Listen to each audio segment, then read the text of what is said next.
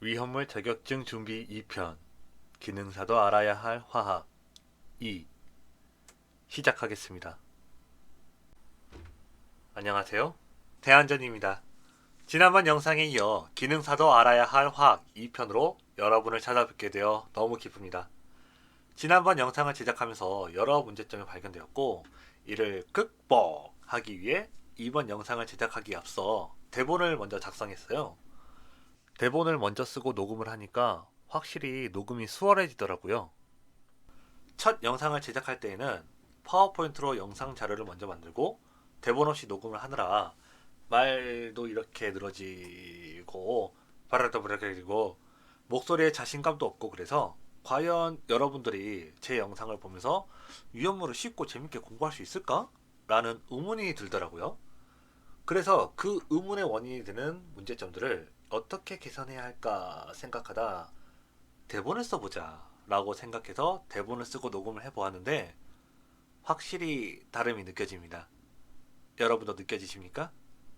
그렇다면 그 느낌 그대로 기능사도 알아야 할 화 2편 시작하겠습니다. 자, 저번 영상인 기능사도 알아야 할 화 1편에서 주기율표를 외우는 것까지 했어요. 복습해 오셨나요? 참고로 1편과 2편의 영상 설명에 주기율표 다운받는 링크를 적어 놓았으니 참조하시길 바랍니다. 주기율표와 함께 첨부 자료도 함께 올려 놓았으니 꼭 다운받으시길 바랍니다. 오늘은 원자 번호와 원자량 구하는 방법을 배우는 것으로 시작할게요. 여러분이 원자 번호를 구하는 법을 왜 알아야 하냐면 원자량을 구하기 위해서이며 원자량을 구하는 법을 알아야 분자량을 구할 수 있으며 분자량 구하는 법을 알아야 분자량 구하는 문제를 풀 수 있습니다. 그래서 기본적인 화학 지식이 굉장히 중요합니다. 자, 원자 번호 구하는 법 간단합니다. 2주기인 원소는 족수에 2를 더하면 원자 번호가 나오고요. 3주기인 원소는 족수에 10을 더하면 원자 번호가 나옵니다. 단, 영족은 0이 아닌 8을 더해줘야 하고요. 1주기인 수소와 헬륨은 그냥 외우세요. 1번, 2번. 그게 더 빠릅니다. 그리고 4주기 칼륨과 칼슘도 그냥 외우세요. 19번, 20번. 족수에 18을 더하면 원자 번호가 나오지만 그냥 19번, 20번으로 외우는 게 제일 낫죠. 브롬, 요오드, 크립톤, 크세논, 라돈은 원자 번호 몰라도 돼요. 굳이 알아내서 외우지 않아도 돼요. 2주기의 원자 번호를 구할 때 왜 족수에 2를 더하는 거냐면 1주기에는 수소와 헬륨 원소가 먼저 두 자리를 먹어놔서 그렇죠. 3주기는 1주기, 2주기 통합해서 10자리를 먹어놔서 족수에 10을 더해야 하는 거예요. 자, 이제 원자량 구하는 법을 알아볼게요. 원자 번호를 구해냈으면 원자량 구하는 것은 굉장히 간단합니다. 원자 번호가 짝수면 그냥 2 곱해주고 원자 번호가 홀수면 2 곱해준 다음 1을 더해줍니다. 단, 수소, 질소, 염소 이 세 가지는 원자량 그냥 외워주세요. 원자량 구하는 공식에 해당되지 않는 원소들입니다.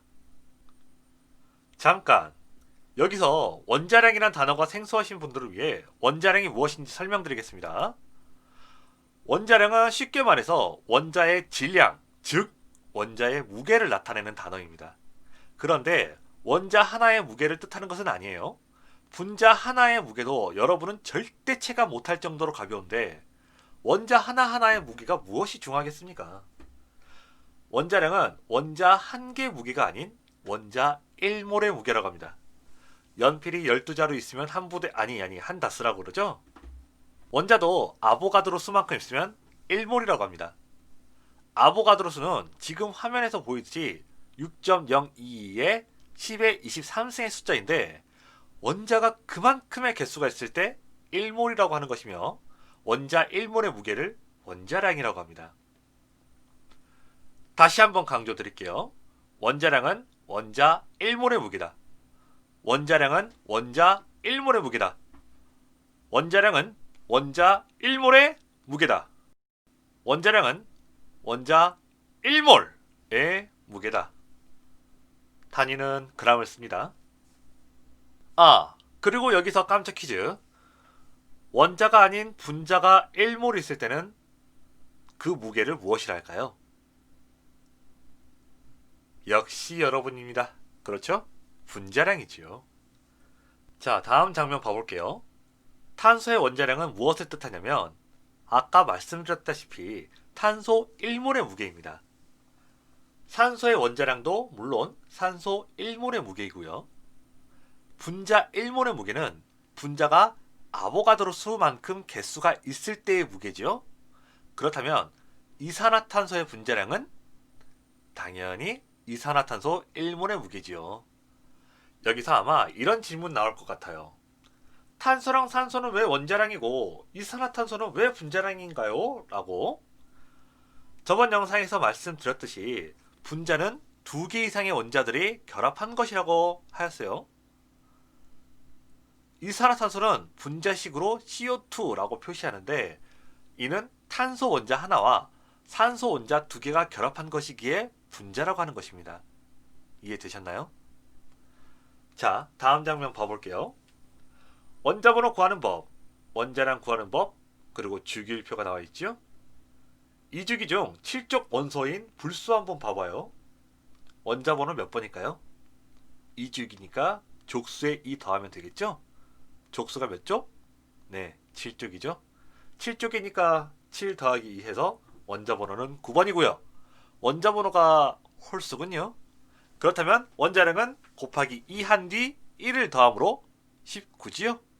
그렇다면 불소의 원자량은 19g이라는 겁니다.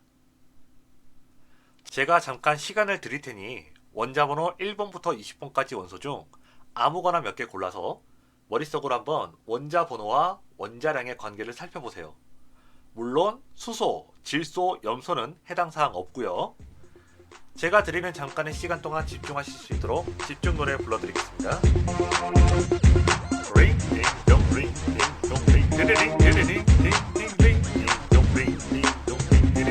루시퍼. 네, 여기까지. 다음 봐볼게요. 탄소와 황의 원자량 그리고 이황화탄소의 분자량을 구해보겠습니다. 탄소 먼저 봐볼게요. 탄소는 몇 쪽이죠? 수리낙하, 베마칼, 세바레피, 사탄실. 네, 4족이죠? 그리고 몇 쪽인가요? 1족과 0족을 제외하고는 2, 3, 4, 5, 6, 7족은 2주기부터 시작합니다. 사탄실이니까 탄소가 실리콘보다 먼저 나왔죠? 그러니까 2주기. 4족 2주기 원소예요. 그럼 원자번호는 2주기니까 족수에 얼마를 더해야 할까요? 네, 그렇죠. 2를 더해야 하죠. 4족이니까 4 더하기 2 해서 6이 원자번호라는 걸 알아냈네요. 원자번호 알아냈으니 다음은 원자량 알아내야 합니다. 원자량 어떻게 구해요? 일단 원자번호가 짝수냐 홀수냐를 먼저 파악해야 하는데 원자번호 6은 눈 감고 봐도 짝수입니다. 제 말 맞죠? 짝수일 때 원자량 어떻게 구해요? 네, 그렇죠. 곱하기 2만 하면 됩니다. 그럼 얼마? 네, 12g이 나옵니다. 자, 다음 황 봐볼게요. 황 몇 쪽이죠? 수리낙하, 베마칼, 세바레피, 사탄실, 오지일인, 육산황. 네, 6쪽이죠? 그리고 몇 쪽인가요? 1쪽과 0쪽을 제외하고 2, 3, 4, 5, 6, 7쪽은 2주기부터 시작합니다. 육산황이니까 황이 산소보다 늦게 나왔죠? 그러니까 3주기. 6족 3주기 원소예요. 그럼 원자번호는 3주기니까 족수에 얼마를 더해야 해요? 네, 그렇죠. 10을 더해야 하죠. 6족이니까 6 더하기 10 해서 16이 원자번호라는 걸 알아냈어요. 원자번호 알아냈으니 다음은 원자량 알아내야 합니다. 원자량 어떻게 구해요?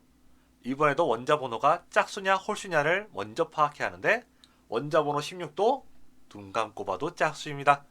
짝수일 때 원자량 어떻게 구해요? 네, 그렇죠. 곱하기 2만 하면 됩니다. 그럼 얼마? 네, 32g이 나옵니다. 탄소와 황의 원자량을 구해내셨다면 여러분은 이황화탄소의 분자량도 구할 수 있습니다. 이황화탄소는 제4류이염물 특수인화물 중 하나인데 미리 그 존재를 보여드리게 되었네요.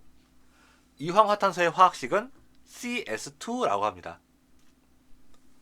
이황화탄소 1몰에는 탄소 원자 하나와 황 원자 2개가 포함되는 것이죠.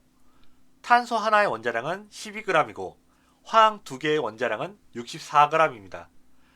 그렇다면 이황화탄소의 분자량은 네, 그렇죠. 76g입니다. 여기서 끝나면 재미없죠? 더 연습해 볼게요. 이번엔 염화나트륨의 분자량을 구하여야 하는 문제가 나왔을 때 그 풀이 과정이라 생각하면 됩니다. 이번엔 조금 더 빠르게 가볼까요? 한번 혼자 풀어보신 분은 이 영상 일시정지하고 혼자 풀어보세요. 참고로 염화나트륨의 화학식은 NaCl입니다. 하나 둘 셋 하면 일시정지 하는 거예요. 하나 둘 둘반 셋.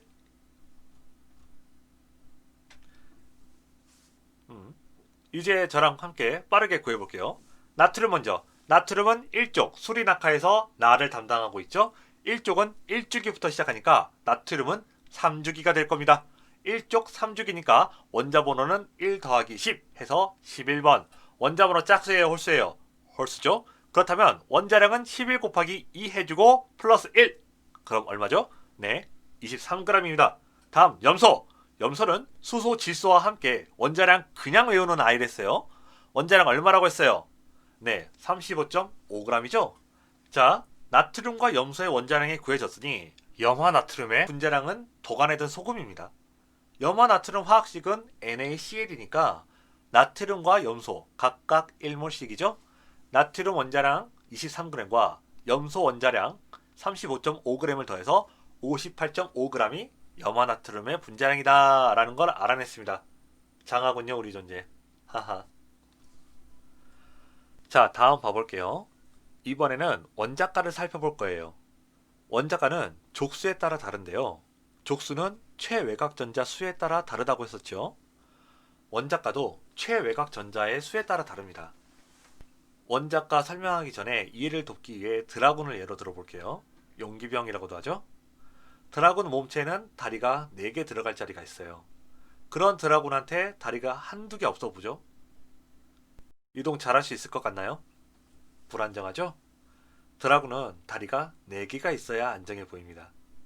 이처럼 주기에 전자가 들어갈 자리에 전자가 비게 되면 불안정한 원소가 되는 것입니다. 수소는 1주기에 전자가 1개 있는 원소인데 1주기에는 전자가 몇 개까지 들어간다 했죠? 네, 2개죠? 그런데 전자가 1개만 들어갔으니 한 자리가 비게 되어 불안정해집니다. 그럼 여기서 전자 1개 더 줘서 주기에 전자짜리 다 채우면 헬륨이 되면서 안정적이 됩니다. 3주기에 5족인 인이라는 원소도 불안정하죠.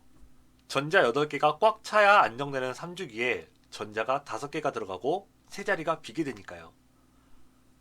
그렇다면 여기에 전자 3개 더 넣어서 전자짜리 다 채우면 아르곤이 되면서 안정해집니다. 헬륨과 마찬가지로 2주기와 3주기에서 전자짜리 다 채워져서 안정적이 되는 원소는 영적 원소인 네온이랑 아르곤인데 이 원소들은 원자가가 플러스나 마이너스에 치우치지 않은 0이기 때문에 안정한 거예요. 불안정한 원소는 안정해지려는 성질이 있어요. 그래서 비어있는 전자자리를 어떻게든 채우려고 합니다. 물이 어떻게 생기는지 봐볼게요. 산소 원자와 수소 원자는 둘 다 불안정합니다. 이때 수소가 산소한테 거래를 제안해요. 이복의 산소여, 내가 가지고 있는 전자 하나를 자네 빈자리에 놓아줄 터이니 자네가 가지고 있는 전자 하나를 내 빈자리에 넣어주면 어떻겠나. 그러자 산소는 이렇게 대답해요. 자네의 제안은 참 달콤한 4개의 캔디 같구려.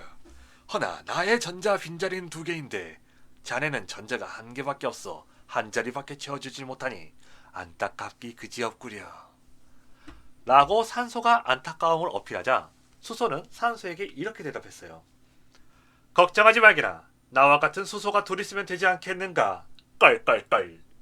얼쑤 좋아. 이렇게 해서 산소는 2개의 수소에게 각각 전자 하나씩을 공유하고 2개의 수소는 산소에게 전자 하나씩을 공유하니 전자의 빈자리가 존재하지 않게 되어 안정적인 결말이 이루어집니다. 여러분의 자녀나 조카 또는 교수님이 물은 어떻게 생기냐고 물어본다면 이와 같이 얘기해주세요. 참고로 수소와 산소가 대화를 나눈 이 이야기의 제목은 화학 결합이라고 합니다. 이처럼 원자가가 마이너스 2였던 산소와 플러스 1이었던 수소는 서로 만나서 물이라는 원자가 0인 안정물질이 되었습니다. 자, 다음 봐볼게요. 1족이 왜 원자가가 플러스 1이고 2족은 왜 플러스 2가 되는지 등등 알려드릴게요. 잠시만 자막 없이 화면에 있는 내용을 자막 삼아 말씀드릴게요. 2주기인 원소들 대상으로 얘기를 해볼게요. 자, 리튬 봐볼게요. 2주기에 8개의 전자자리 중 전자 1개가 채워져 있어서 원자가가 플러스 1인 거예요. 플러스 1가.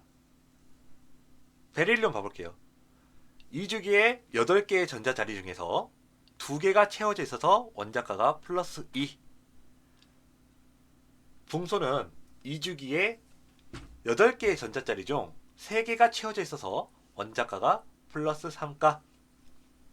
다음 탄소. 탄소 잘 봐요. 2주기에 8개의 전자자리 중 4개가 채워져 있어서 원자가가 플러스 4가가 되기도 하는데, 또는 4개가 비워져 있어서 마이너스 4가가 되기도 합니다. 다음 봐볼게요.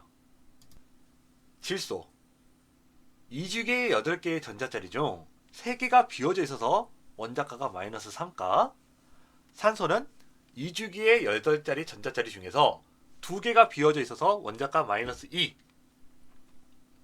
불소는 그 2주기에 8개 전자자리 중에서 1개가 비워져 있어서 원자가 마이너스 1가. 그리고 네온. 2주기 8개의 전자자리 중 0개가 비워져 있어서 원자가 0. 주기의 전자자리가 다 채워져 있으므로 불안정하지 않으며 다른 원소가 결합하려 하지 않아요. 즉, 결합 반응이 없는 불활성 원소. 그래서 영족이 불활성 기초족이라는 겁니다. 자, 다시 자막 갑니다. 영족은 다른 원소의 전자가 비집고 들어갈 틈이 없으니까 결합을 안 하죠. 그래서 반응 활성을 안 하니까 불활성이라는 특성을 가지고 있는 거고, 그렇기에 영족은 불활성인 기체들이라 불활성 기체족이라고 하는 겁니다. 자, 다음 봐볼게요. 모든 원소가 그러는 건 아닌데 많은 분자들은 원자가 크로스로 화학식이 정해집니다. 특히 연소 반응이나 분해 반응으로 원소들이 안정적으로 자리 잡게 되는 반응들이 많이 해당됩니다. 말이 뭐가 필요하겠습니까? 백문이 불여의견이죠. 일단 봐볼게요. 사염화탄소를 예로 들게요.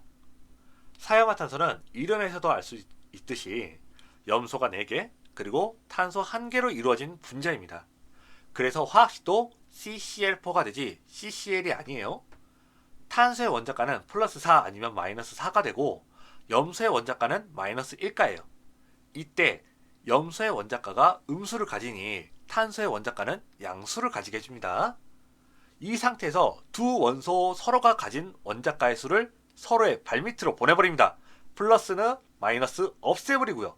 절대가스를 보낸다고 하죠. 크로스! 이렇게 해서 탄소의 밑엔 1이 자리 잡고 염소의 밑엔 4가 자리 잡잖아요. 1이라는 숫자는 굳이 쓸 필요 없으니 탄소 밑에 1을 지워주면 딱! 하고 CCl4가 완성되죠. 한 번만 하면 연습이 안 되니까 한 번 더 해보도록 하죠. 인화칼슘. 인화칼슘은 화학식으로 어떻게 나타내야 하는지 한번 보자고요. 참고로 말씀드리지만 CAP는 아닙니다. 그래서 한번 구해보자는 거예요. 칼슘은 베마칼로였죠? 2족입니다. 2족은 플러스 2가. 이는 오지린으로 배웠죠? 5족입니다. 5족은 마이너스 3가. 크로스. 그럼 칼슘의 밑엔 3이 자리 잡고 인의 밑엔 2가 자리 잡잖아요?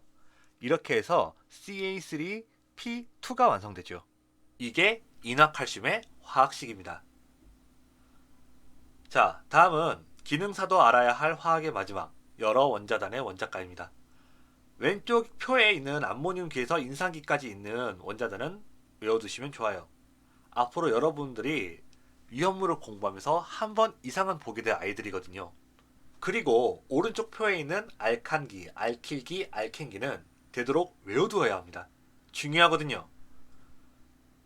다음 표를 보고 공식 이해를 하면 더 좋고, 더 간단하게 말씀드리자면 메탄, 에탄, 프로판, 부타닌, 알칸기는 수소가 탄소의 개수 2배의 2를 더한 거고, 메틸, 에틸, 프로필, 부티린, 알킬기는 수소가 탄소의 개수 2배의 1을 더한 거고, 에틸렌, 프로필렌, 부틸렌인 알켄기는 수소가 탄소의 개수의 2배인 거예요. 그러니까 다르게 보면 에탄은 에틸기보다 수소가 1개 더 많고, 에틸기는 에틸렌보다 수소가 1개 더 많죠. 이 부분을 잘 알아야 나중에 에틸알코올의 연소 반응 시 제3류 이온물의 반응물 등등 공부할 때 외우기 더 수월해집니다. 꼭 외우시는 게 좋아요. 이번 영상은 여기까지 하고 이만 마치도록 하겠습니다. 기능사도 알아야 할 화학은 여기서 마치고 다음엔 연소이론으로 찾아뵐게요. 영상이 도움이 되었다면 구독과 좋아요 부탁드릴게요. 그럼 다음에 또 봐요.